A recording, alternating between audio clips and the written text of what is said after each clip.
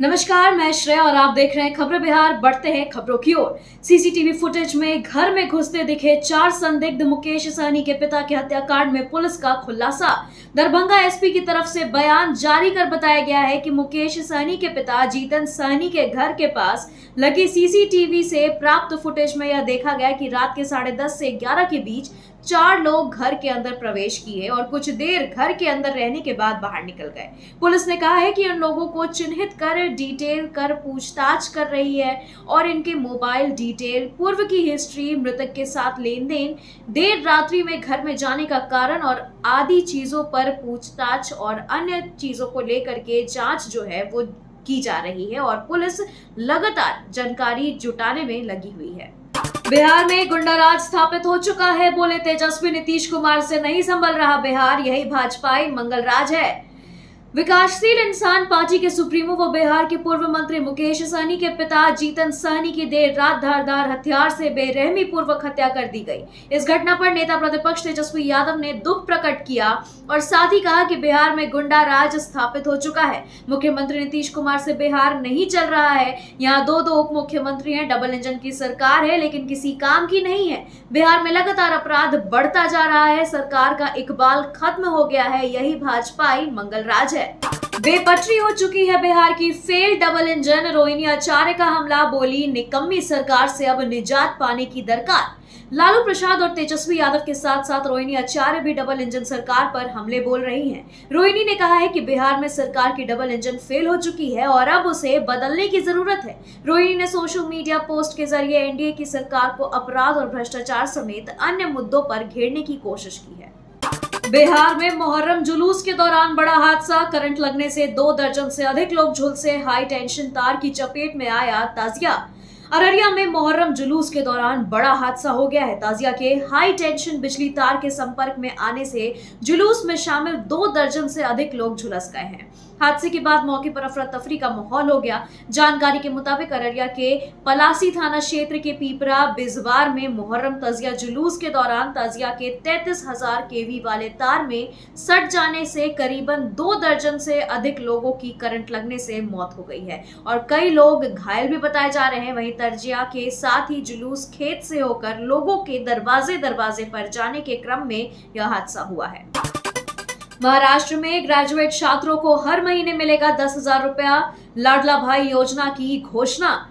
लाडली बहन स्कीम के तर्ज पर अब लाडला भाई योजना की घोषणा की गई है। जी हां, इस स्कीम के तहत जो छात्र इंटर पास होंगे उनको हर महीने 6,000 रुपए उनके अकाउंट में ट्रांसफर किया जाएगा। वहीं यदि किसी छात्र के पास डिप्लोमा की डिग्री है तो उसे 8,000 रुपए प्रति महीने दिया जाएगा, जबकि ग्रेजुएट छात्रों को 10,000 रुपए हर महीने दिया जाएगा। इस बात की घोषणा महाराष्ट्र के मुख्यमंत्री एकनाथ शिंदे ने की है। नौसेना में फायरमैन, एमटीएस, कुक समेत कई पदों पर भर्ती शामिल। नोटिफिकेशन जारी, आवेदन 20 जुलाई से। इंडियन नेवी में कुल 741 रिक्त पदों पर भर्ती निकाली गई है। इस भर्ती के लिए आवेदन प्रक्रिया 20 जुलाई से शुरू होकर 2 अगस्त 2024 तक पूर्ण की जाएगी। आवेदन शुरू होते ही इच्छुक अभ्यर्थी तय तिथियों में ऑनलाइन माध्यम से इंडियन नेवी की आधिकारिक वेबसाइट पर जाकर आवेदन प्रक्रिया पूर्ण कर सकेंगे। वहीं फॉर्म भरने से पहले पात्रता की जांच अवश्य कर ले। योग्य एवं पात्र अभ्यर्थी इन डेट्स के बीच ऑनलाइन माध्यम से इंडियन नेवी की ऑफिशियल वेबसाइट यानी joinindiannavy.gov.in पर जाकर आवेदन प्रक्रिया पूर्ण कर सकेंगे। 10वीं पास के लिए डाक विभाग में सरकारी नौकरी का सुनहरा मौका। 44,000 पदों पर भर्ती के लिए यहां से भरे फॉर्म। डाक विभाग में ग्रामीण डाक सेवक के कुल 44,228 रिक्त पदों को भरने के लिए भर्ती निकाली गई है। जो भी अभ्यर्थी 10वीं कक्षा उत्तीर्ण है वे ऑनलाइन माध्यम से आवेदन प्रक्रिया पूर्ण कर सकते हैं। एप्लीकेशन फॉर्म की स्टेप्स इस पेज पर उपलब्ध है, जिनको फॉलो कर आप स्वयं ही आसानी से फॉर्म भर सकेंगे। इच्छुक अभ्यर्थी केवल ऑनलाइन माध्यम से ऑफिशियल पोर्टल यानी इंडिया पोस्ट GDS online.gov.in पर जाकर एप्लीकेशन फॉर्म भर सकते हैं। फॉर्म भरने की अंतिम तिथि 5 अगस्त 2024 निर्धारित की गई है। फॉर्म भरने से पहले पात्रता की जांच अवश्य कर ले। केंद्र में बिहार का कद बढ़ा, पीएम मोदी ने नीति आयोग का किया पुनर्गठन। ललन सिंह, मांझी और चिराग को मिली बड़ी जिम्मेवारी, क्या अब मिलेगा विशेष दर्जा। केंद्र सरकार ने नीति आयोग का पुनर्गठन कर दिया है। पीएम मोदी नीति आयोग के अध्यक्ष होंगे, जबकि सुमन के बेरी को आयोग का उपाध्यक्ष बनाया गया है। आयोग में सहयोगी दलों के मंत्रियों को भी जगह मिली है। वहीं बिहार के 3 मंत्रियों यानी ललन सिंह, जीतन राम मांझी और चिराग पासवान को सदस्य बनाया गया है, जिससे बिहार का केंद्र में कद बढ़ गया और माना जा रहा है कि अगर आने वाले समय में बिहार को विशेष राज्य का दर्जा मिलता है तो इनकी अहम भूमिका होगी। सबका साथ सबका विकास की कोई जरूरत नहीं, बोले बीजेपी नेता, बंद करो यह नारा। बता दें कि 2014 में जब लोकसभा चुनाव हुआ था तब प्रधानमंत्री नरेंद्र मोदी ने सबका साथ सबका विकास का नारा दिया था, जो बीजेपी के चुनावी अभियान का मुख्य नारा बन गया था। लेकिन अब यह नारा लगाने को बीजेपी नेता शुभेंदु अधिकारी तैयार नहीं है। इनका कहना है कि सबका साथ सबका विकास का नारा बंद करो, अल्पसंख्यक मोर्चे की भी जरूरत नहीं है। उन्होंने आगे कहा कि जो हमारे साथ रहेगा हम उसके साथ रहेंगे। जंग के मैदान में रूसी सैनिकों की ढाल बन रहे बिहार के जूते, पीएम मोदी को पूरा प्लान बताएंगे चिराग पासवान। बिहार के हाजीपुर में बने जूतों ने विश्व स्तर पर अपनी पहचान बना ली है। हाजीपुर में बने जूतों को पहनकर रूसी सैनिक जंग के मैदान में यूक्रेन से लोहा ले रहे हैं। हाजीपुर में स्थित कंपनी कॉम्पिटेंस एक्सपोर्ट्स रूसी सेना के लिए सेफ्टी जूते बनाने के साथ साथ कई अन्य देशों के लिए लग्जरी जूते बन रहा है। जी हां, हाजीपुर की कंपनी को विश्व स्तर पर पहचान मिलने के बाद स्थानीय सांसद और केंद्रीय मंत्री चिराग पासवान ने खुशी जताई है। चिराग जल्द ही इसका विस्तार के लिए प्रधानमंत्री नरेंद्र मोदी से मुलाकात भी करने वाले हैं। गुलाब यादव और आईएएस अधिकारी संजीव हंस निकले बिजनेस पार्टनर, ईडी की छापेमारी में खुला राज, करोड़ों के निवेश का खुलासा। आय से अधिक संपत्ति के मामले में प्रवर्तन निदेशालय की टीम ने मंगलवार को झंझारपुर के पूर्व विधायक गुलाब यादव और सीनियर आईएएस अधिकारी संजीव हंस के ठिकानों पर छापेमारी की थी। ईडी की टीम ने 4 शहरों के बीच से अधिक, बता दें कि आपको 20 से ज्यादा ठिकानों पर एक साथ छापेमारी की थी। वहीं ईडी ने छापेमारी में इस बात का खुलासा किया है कि गुलाब यादव और संजीव हंस दोनों बिजनेस पार्टनर हैं और दोनों ने अपनी पत्नियों के नाम पर करोड़ों रुपए का निवेश कर रखा है। ईडी की छापेमारी में और भी बड़े खुलासे होने की संभावना बताई जा रही है। नीतीश कैबिनेट की बैठक की तारीख बदली, अब शुक्रवार को होगी बैठक, कई अहम प्रस्तावों पर लगेगी मुहर। मुख्यमंत्री नीतीश कुमार ने कल यानी कि 18 जुलाई को कैबिनेट की बैठक बुलाई थी, लेकिन अब मीटिंग की तारीख बदल दी गई है। अब कैबिनेट की बैठक गुरुवार की जगह शुक्रवार यानी 19 जुलाई को होगी।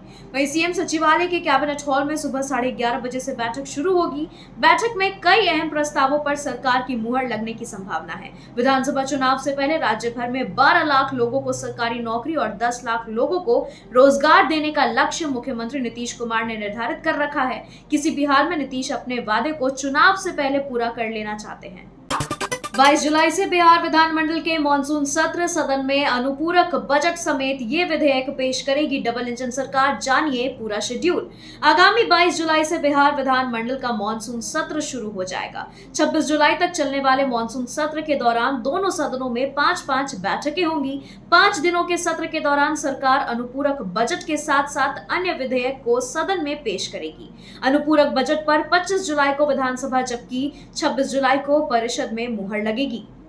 बैटरी गर्म होने से इलेक्ट्रिक स्कूटी के शोरूम में लगी भीषण आग, 2 दर्जन स्कूटी जलकर खाक। घटना बोकारो सिटी सेंटर सेक्टर 4 की है, जहां new Jharkhand motor scooty showroom में आग लगी की भीषण घटना हुई है। मिली जानकारी के अनुसार स्कूटी के शोरूम की ऊपरी मंजिल पर हॉस्टल है। जब इस घटना की सूचना मिली तब छात्रों ने बगल की बिल्डिंग में कूदकर अपनी जान बचाई है। वहीं इलेक्ट्रिक स्कूटी की बैटरी के गर्म होने से आग लगी है और बता दें कि ये बैटरी फट चुकी थी, जिसके कारण ये भीषण आग लगी की घटना हुई है, जिसमें 2 दर्जन स्कूटी जलकर खाक हो गए और आग लगी की इस घटना में लाखों का नुकसान भी बताया जा रहा है। हाजीपुर में थाने के सामने ताजिया रखकर जमकर किया हंगामा, पुलिस की इस कार्रवाई से थी नाराजगी।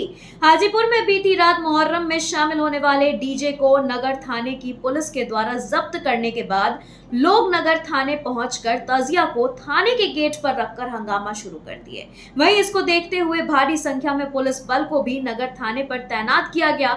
मामले की जानकारी मिलते ही सदर अनुमंडल पदाधिकारी एवं पुलिस पदाधिकारी भी मौके पर पहुंचे, जहां पर सभी को समझाने बुझाने के बाद पूरा मामला शांत किया गया। कर्नाटक सरकार के इस फैसले से बिहार के हजारों लोगों को नहीं मिलेगा काम। कैबिनेट ने स्थानीय को प्राइवेट सेक्टर में 100% आरक्षण की मंजूरी। कांग्रेस पार्टी खुद को गरीबों को गरीब का सबसे बड़ा हिमायती बताती है, लेकिन अब कर्नाटक में कांग्रेस की सिद्धारमैया सरकार एक ऐसा बिल लाने जा रही है जिसका सबसे ज्यादा नुकसान गरीब परिवारों को उठाना होगा। इसमें सबसे ज्यादा प्रभावित बिहार और यूपी के लोग होंगे जो बड़ी संख्या में कर्नाटक में काम करने के लिए जाते हैं, जिन्हें अब कर्नाटक में काम करने का रास्ता हमेशा के लिए बंद होते जा रहा है। जी हां, कर्नाटक में जल्द ही प्राइवेट क्षेत्र की सी और डी कैटेगरी की नौकरियों में स्थानीय लोगों को यानी कि कर्नाटक के रहने वाले लोगों को 100% आरक्षण मिलेगी, जिसके बाद प्रदेश के बाहर रहने वाले लोगों को प्राइवेट फील्ड में इन दोनों कैटेगरी में नौकरी का रास्ता बंद हो जाएगा और कैबिनेट ने इसे पास कर दिया है। मोतिहारी में मुहर्रम के जुलूस में फिलिस्तीन का झंडा फहराना पड़ा महंगा। पुलिस ने आरोपी युवक को हिरासत में लिया। मोतिहारी में मुहर्रम करबला में झंडा लहराने का वीडियो वायरल होते ही प्रशासन एक्शन मोड में आ गया है।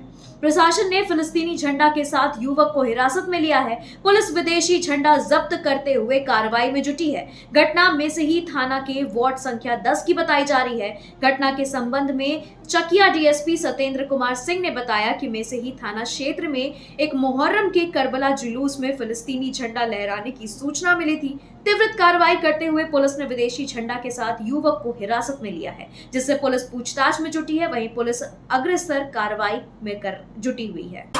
जनसुराज से नजदीकी बढ़ाने को लेकर लालू प्रसाद ने लिया बड़ा एक्शन। पार्टी के 5 नेताओं को दिखाया बाहर का रास्ता।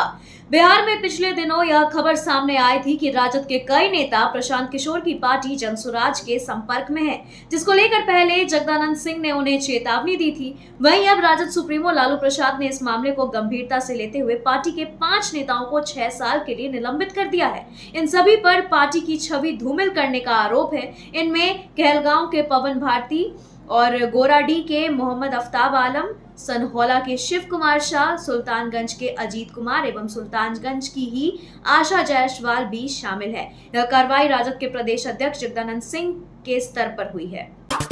शर्मनाक घटना। पत्नी के 2 पूर्व बॉयफ्रेंड और देवर के साथ पति ने रची बड़ी साजिश। पहले गला रेत कर की हत्या, फिर लाश के साथ किया दुष्कर्म।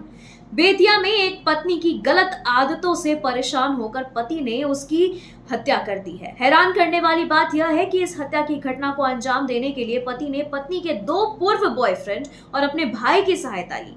चारों ने पहले विवाहिता की हत्या की और सभी ने शव के साथ दुष्कर्म किया। इस विभत्स घटना का पुलिस ने पर्दाफाश कर 4 आरोपियों के साथ एक युवती को गिरफ्तार किया है। पुलिस ने मृत महिला का नाम प्रीति बताया है। राजधानी को दहलाने की बड़ी साजिश को पटना पुलिस ने किया नाकाम। बुलेट प्रूफ जैकेट के साथ बम बनाने का सामान किया बरामद। राजधानी को दहलाने की बड़ी साजिश को पटना पुलिस ने नाकाम कर दिया है। पटना पुलिस को उस वक्त बड़ी कामयाबी मिली जब दीघा थाना क्षेत्र के कुर्जीपालू पर 71 नंबर गेट के पास स्थित मकान के कमरे से गुप्त सूचना के आधार पर छापा मारा गया। पुलिस के होश फक्ता हो गए। यह पुलिस को बुलेट प्रूफ जैकेट, 35 जिंदा कारतूस, पुलिस की वर्दी बरामद हुई है। पुलिस ने बम बनाने का सामान सहित कई आपत्तिजनक सामान भी बरामद किए हैं और बता दें कि पोटेशियम नाइट्रेट भी पुलिस ने वहां से बरामद किया है। वहीं पटना पुलिस को यहां से आर्मी की वर्दी भी बरामद हुई है।